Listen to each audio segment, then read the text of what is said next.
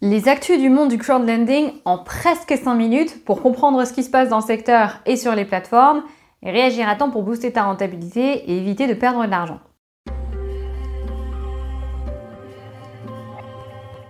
Alors note au passage, le crowdlending me rapporte jusqu'à 12% par an. Si tu veux savoir comment je fais et voir mon portefeuille actualisé régulièrement, je te laisse t'inscrire en bas, il y a un lien dans la description.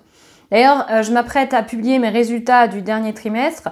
Donc si tu veux y accéder, maintenant tu sais quoi faire. Alors sur le mois de septembre, il s'est passé vraiment plein de trucs. Là, pour tout tenir sur 5 minutes, j'ai fait un tri, mais il y a une news en particulier qui m'a fait vachement bizarre. Je t'en parle dans un instant, mais bon, comme je fais le tour des plateformes dans l'ordre alphabétique, c'est pas pour tout de suite. Petit spoiler, ça concerne Robocash. Allez, on enchaîne. Bondora modifie son interface.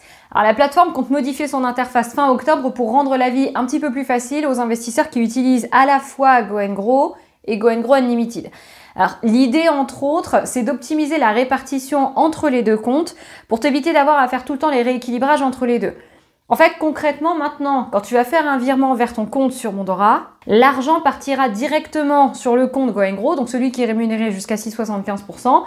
Et une fois que la limite de dépôt sera atteinte sur ce compte-là, en ce moment, il me semble que c'est 700 € par mois, ça partira automatiquement sur l'autre compte, c'est-à-dire Go'nGrow Unlimited, rémunérer celui-là jusqu'à 4% par an. Et si, comme moi, tu utilisais le portfolio ou bien le portfolio manager avant, la fonction auto-transfert, tu n'auras plus besoin de l'activer, ça va se faire tout seul en fait. C'est-à-dire que les remboursements que tu récupères du portfolio, manager ou pro, pareil, ça partira directement sur ton compte Go'nGrow à 6,75%. Et ça passera sur le compte Go'nGrow Unlimited une fois la limite du Go'nGrow atteinte. Enfin, évidemment, si tu as un compte Go'nGrow Unlimited, sinon l'argent repartira automatiquement sur ton compte bancaire. Alors si jamais tu es exactement dans cette situation, c'est-à-dire que tu avais un compte portfolio et pas de compte Go'nGrow Unlimited, et si tu sais qu'avec l'autotransfert depuis le portfolio, tu peux être amené à dépasser la limite de ton compte Go'nGrow classique, perso, je te suggère de créer un compte Go'nGrow Unlimited juste pour collecter cet argent-là par charge et gratter des intérêts plutôt que de voir des tout petits montants intempestifs virer directement sur ton compte bancaire. Alors bon, ça représentera pas des sommes astronomiques, mais on va pas cracher sur l'argent. Estate Guru obtient un nouveau financement institutionnel. La plateforme estonienne a réalisé une nouvelle levée de fonds auprès d'un institutionnel japonais qui s'appelle Crowd Credit, qui avait déjà investi sur la plateforme à hauteur d'un peu moins d'un million et demi d'euros. Là, l'objectif à court terme, c'est 5 millions et à long terme, il prévoit d'atteindre les 10 millions d'euros.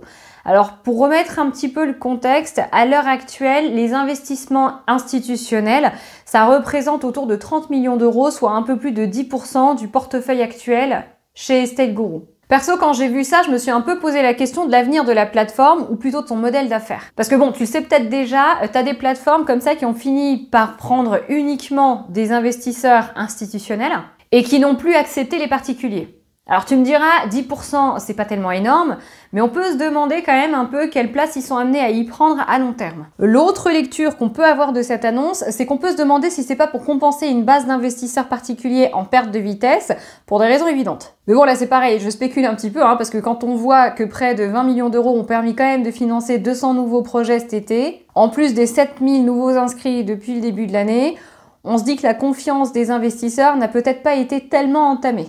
Bon, c'est sûr, quand tu mets ces chiffres en perspective, ça paraît vraiment pas grand-chose. À titre de comparaison, Peerberry a financé un peu plus de 140 millions d'euros sur la même période.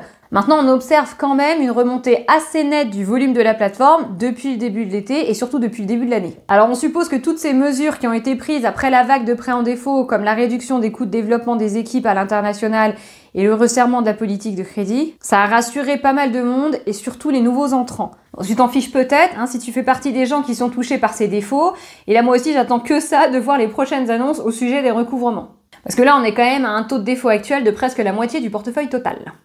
2 annonces positives sur Peerberry. Alors Peerberry a encore intégré un nouvel initiateur de prêt sur sa plateforme, sous le groupe Aventus, celui-là aussi en Espagne, spécialisé dans les prêts à court terme et avec un taux d'intérêt à hauteur de 10%. Il est tout nouveau, il a lancé ses activités en mai de cette année, donc là, un peu comme pour les précédents, il ne faudra pas trop s'attendre à trouver subitement une flopée de prêts à dispo. Donc c'est un peu la nouvelle qui sert à rien. Enfin à court terme évidemment, pas à long terme, on n'espère pas. Cela dit, si tu es motivé à passer par-dessus l'auto-invest et à passer en manuel, la plateforme a annoncé que ce prêteur-là mettrait des prêts à disposition 3 fois par semaine les lundis, mercredis et vendredis. Sinon, la plateforme a marqué un nouveau jalon. En l'occurrence, elle a passé la barre des 2 milliards d'euros de financement à son actif. Donc en termes de volume de transactions, Peerberry reste la deuxième plus grosse plateforme sur le marché européen, derrière Mintos. Bon, encore bien loin derrière quand même, parce que Mintos dépasse quand même les 9 milliards d'euros. Mais ça reste intéressant de voir que le rythme de progression n'est pas du tout le même entre les deux plateformes. Donc à terme, faudrait pas s'étonner de la voir passer devant. Peerberry passer devant Mintos, je veux dire.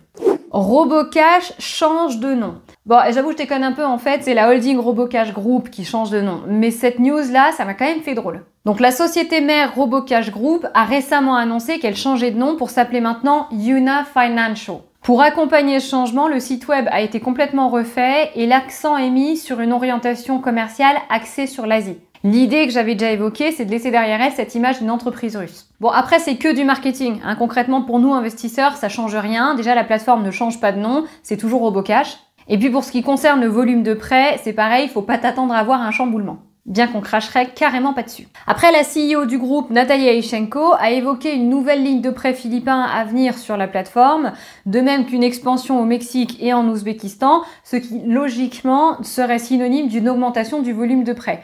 Mais il n'en reste plus qu'à attendre de voir si ça va vraiment résoudre le problème de cash drag qu'on se tape depuis un moment. On croise les doigts? Autre news concernant Robocash qui te fera sûrement super plaisir, les taux d'intérêt ont encore été revus à la baisse.